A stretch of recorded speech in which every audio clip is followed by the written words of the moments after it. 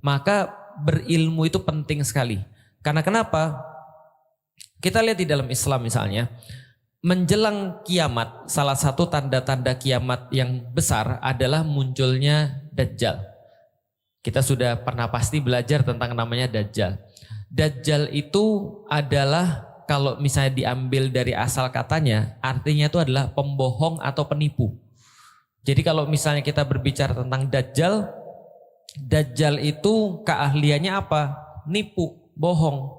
Tapi penipuan dan bohongnya itu profesional.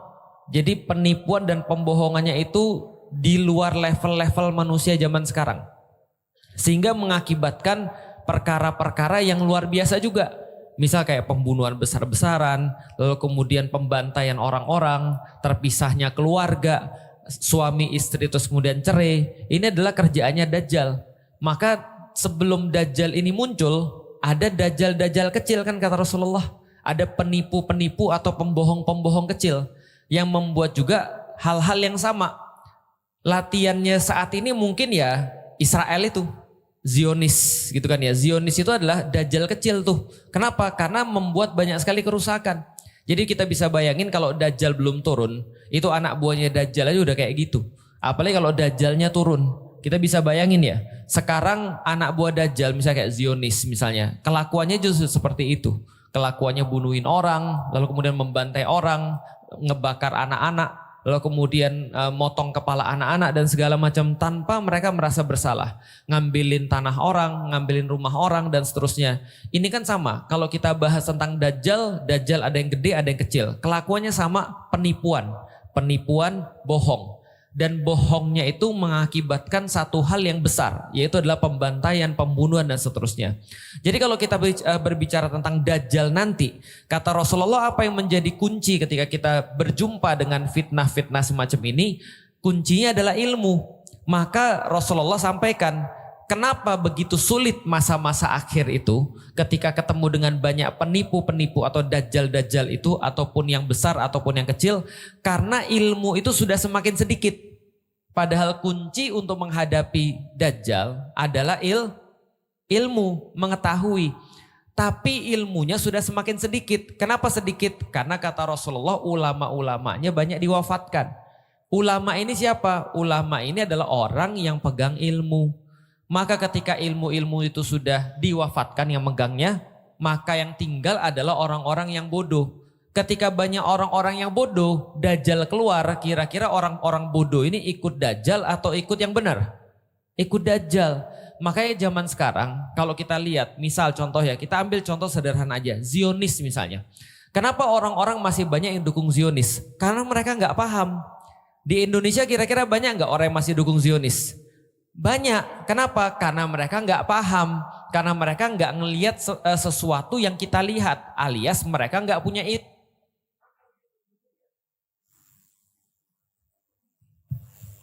Oke, tapi begitu ilmunya, misalnya kalau ilmunya sudah muncul, maka orang-orang jadi ngerti. Ketika orang ngerti, mulai mereka nggak suka sama Zionis. Itu yang terjadi di Barat.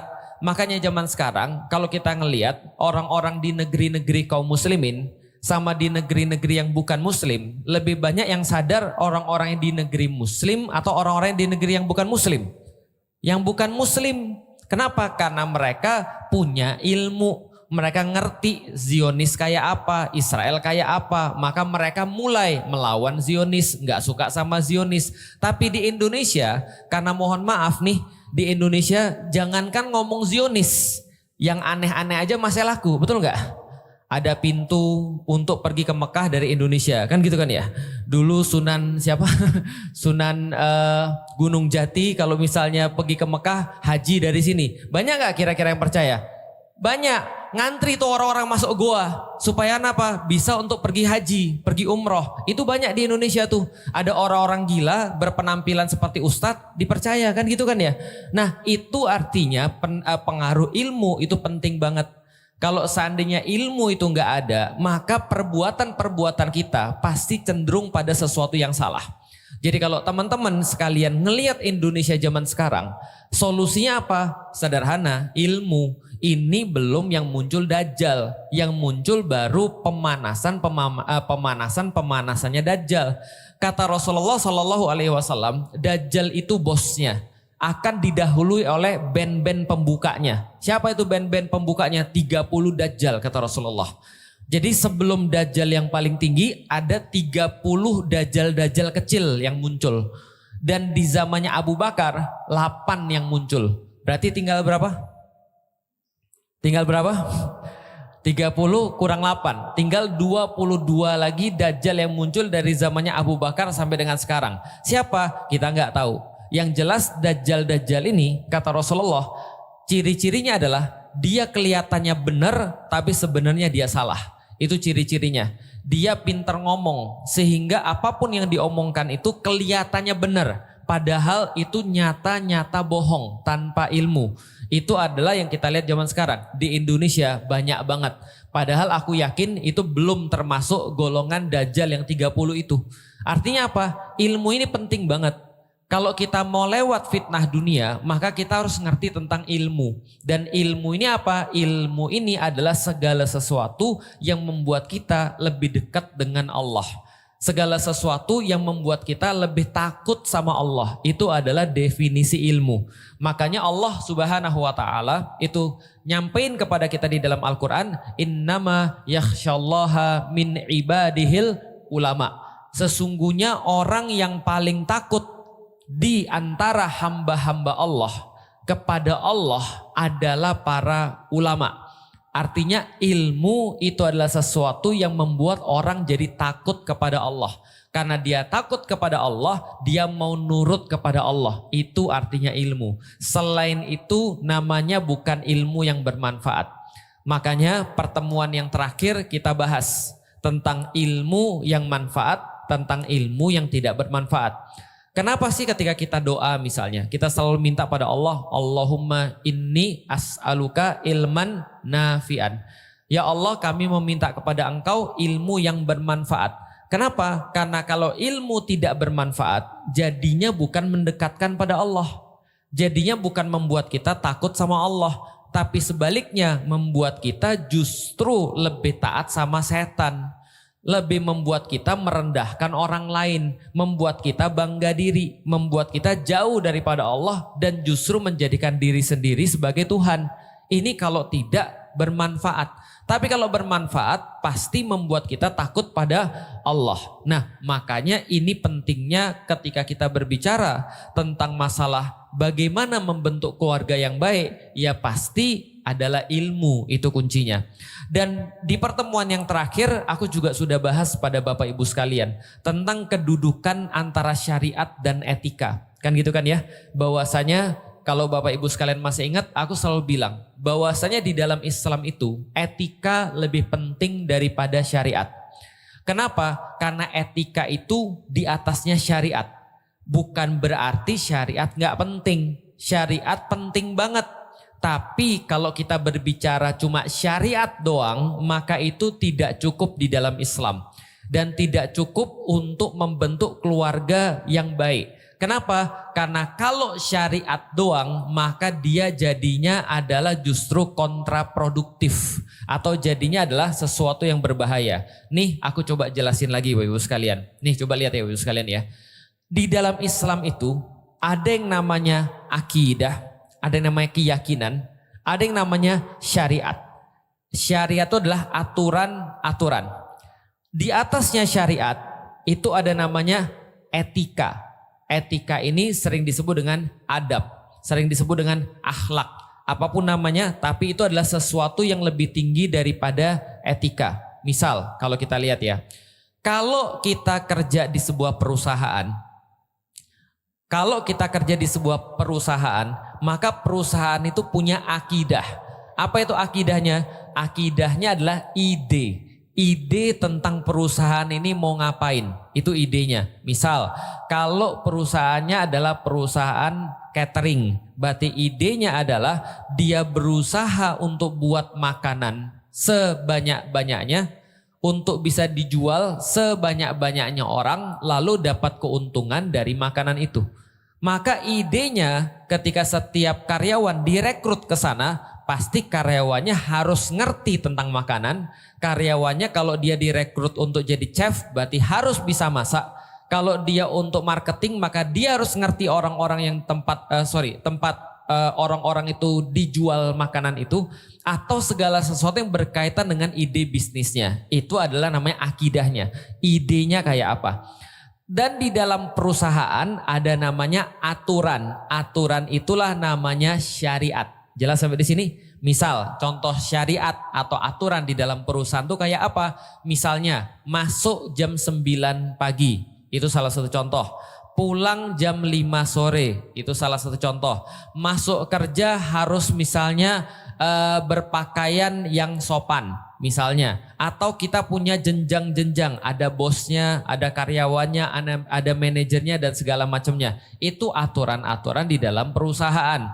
Cuti cuma boleh setahun misalnya 12 hari dan seterusnya. Itu semua adalah aturan-aturan perusahaan. Tapi pertanyaannya sederhana, kalau orang cuma ikut aturan aja, kira-kira orang bisa berprestasi atau tidak? Jawabannya tidak. Kenapa? Kalau dia cuma masuk ke dalam kantor, lalu cuma ikut aturan aja, maka dia tidak bisa berprestasi. Kenapa? Karena dia melakukan perkara yang paling minimal di dalam perusahaan itu. Sama kayak keluarga juga sama. Islam juga sama. Islam itu ada idenya. Dari ide ini muncul aturan-aturannya. Dari aturan-aturan ini muncul satu yang lain lagi namanya etika. Dan etika ini lebih penting daripada syariat. Kalau misalnya aku ibaratkan, kalau andaikan kita bicara sepak bola misalnya, atau misalnya basket, atau misalnya permainan apapun lah, badminton dan segala macam, syariat itu cuma aturan garis keluarnya itu. Ada batas lapangannya. Kalau mau mainnya di sini ya, dikasih batas lapangan. Berarti kalau misalnya keluar daripada batas itu namanya out, namanya keluar, permainannya nggak dihitung. Bisa dipahami Bapak Ibu sekalian. Berarti harus mainnya di dalam kotak itu. Itulah namanya syariat. Syariat itu adalah batas tempat main. Kalau andaikan kita di luar daripada batas itu, kita nggak bisa main lagi.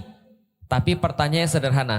Kalau andaikan kita dikasih tahu, kita lagi mau main bola ya, ini batas main bolanya nih, garisnya ini. Pertanyaannya, ibu-ibu dan bapak-bapak main bolanya itu di garisnya atau di tengah lapangannya?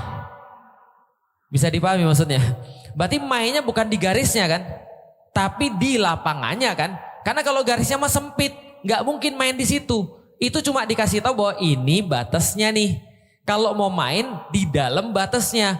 Kalau di luar batasnya namanya bukan lagi main bola. Kalau mau main di dalam batasnya, ini adalah batas garisnya. Bukan berarti disuruh mainnya di garis. Paham sampai di sini? Artinya kalau ada orang main bola di garisnya, kira-kira gimana? Stres atau enggak? Itu maksudnya etika.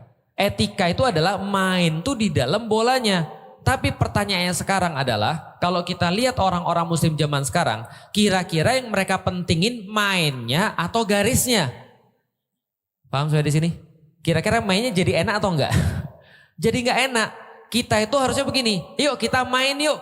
Ayo main, tapi ini garisnya ya. Oke, bukan sebaliknya. Ini garisnya ya. Bisa difahami. Sehingga mainnya jadi nggak enak.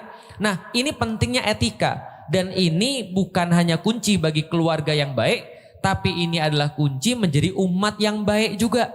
Karena sudah aku sampaikan, kalau kita berbicara tentang umat yang baik, pasti kita berbicara tentang keluarga yang baik. Maka bagaimana kita menceritakan, nih aku ambil satu contoh lagi. Lihat ya, agama itu awalnya mudah. Agama itu awalnya mudah.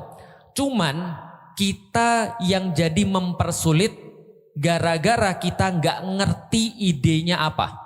Gara-gara apa? Kita nggak ngerti idenya apa. Nih contoh, kalau ibu-ibu masak, idenya masak itu apa sih sebenarnya? Tujuannya masak itu apa sih? Tujuannya masak ibu-ibu untuk apa? Untuk buat makanan sebagus mungkin? Bukan. Untuk apa ibu-ibu sekalian? untuk dimakan. Sepakat sampai di sini? Berarti kita masak untuk dimakan. Kenapa perlu makan? Supaya kenyang. Jelas ya? Berarti bukan cuma untuk makan, tapi kenyang. Bukan hanya kenyang, tapi sebenarnya untuk bisa hidup. Sepakat sampai di sini? Dari sini kita sepakat bahwasanya bukan hanya masak, tapi harus mengenyangkan. Bukan hanya kenyang, tapi harus normal atau harus bagus, nggak ada racun dan segala macam. Paham sampai di sini? Oke, lihat ya. Masak itu punya satu ide. Apa idenya? Apa tujuannya? Buat orang bisa hidup. Itu tujuan untuk masak. Maka ibu-ibu pada awalnya ketika ngelihat ada orang kelaparan, ada orang misalnya dia bakal mati kalau dia nggak makan, ibu-ibu masak, yang ibu-ibu bisa, dia dikasih makan, dia hidup. Itu ide awalnya. Lama-lama ibu-ibu masak, lama-lama bukan lagi pengen orang makan supaya selamat, tapi fokusnya sudah ganti ke masak itu sendiri. Bisa dipahami? Contoh, oke, mulai dari sekarang karena kita udah lama masak, bukan mulai dari sekarang, karena kita udah lama masak, lama-lama orang itu punya mazhab-mazhab masak. Betul begitu? Ada orang Sunda punya mazhab masakan Sunda. Apa mazhab masakan Sunda? Kalau bisa mentah, mentah aja. Maka muncul karedok. Karedok itu direbus atau enggak? Enggak direbus. Kacang panjang.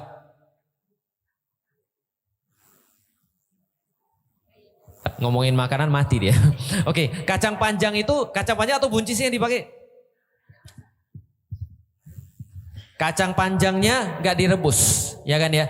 Togenya nggak direbus. Hampir semua masakan Sunda itu nggak direbus. Kenapa? Orang Sunda bilang, bukan kami nggak mau rebus, kami mau makan apa adanya. Karena semua orang Sunda makannya itu langsung, gitu kan ya.